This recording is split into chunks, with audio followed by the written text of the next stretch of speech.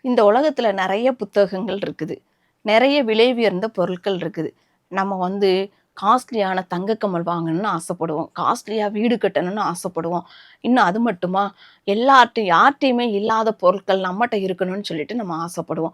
ஆனா, அமெரிக்காவுல வான் மேக்கர் அப்படின்ற ஒரு நபர் இப்படியாக சொல்றார். என்ன அப்படின்னு சொன்னா, அவர் பயங்கர கோடீஸ்வரரான மனிதர்.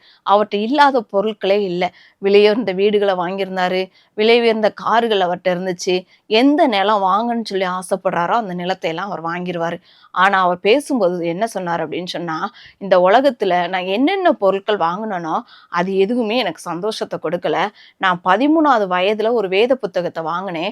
அந்த வேத புத்தகம் தான் என்னுடைய வாழ்க்கையில எனக்கு மிகுந்த சந்தோஷத்த கொடுத்துச்சு." அப்படின்னு சொல்லிட்டு அந்த வான் மேக்கர் அப்படின்றவர் சொல்றாரு. அதே போல தாங்க இன்னைக்கு நம்முடைய வாழ்க்கையில எத்தனையோ விலை உயர்ந்த பொருட்கள் இருக்கலாம். ஒருவேளை இல்லாம கூட இருக்கலாம். என்னையால ஒண்ணுமே வாங்க முடியலையே அப்படின்னு சொல்லிட்டு நீங்க சோர்ந்து போயிருக்கலாம்.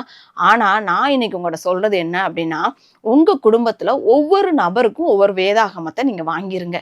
ஒருவேளை கஷ்டப்படுறவங்களா இருந்தீங்க அப்படின்னு சொன்னா, ஆண்டவர்ட்ட ஜெபம் பண்ணி, ஆண்டவரே எனக்கு சொந்தமா ஒரு வேதாகமம் வேணும் அப்படின்னு சொல்லிட்டு வாங்கி அதை வாசிக்க ஆரம்பிங்க. இந்த உலகத்துல விலை மதிக்க முடியாத ஒரு சொத்து அப்படின்னு சொன்னா அந்த வேதாகமம் தான். அந்த வேதாகமத்தை எழுதுறதுக்கு நிறைய பேர் தன்னுடைய உயிரை தியாகம் பண்ணியிருக்கிறாங்க. நிறைய பேர் தன்னுடைய வாழ்க்கையை தியாகம் பண்ணியிருக்காங்க. தன்னுடைய குடும்பத்தை இழந்தவங்க இந்த வேதாகமத்தை எழுதி வச்சிருக்கிறாங்க. ஆண்டவர் தன்னுடைய ஆவியினால அவர் நமக்கு இந்த வேதாகமத்தை எழுதி கொடுத்திருக்கிறாரு.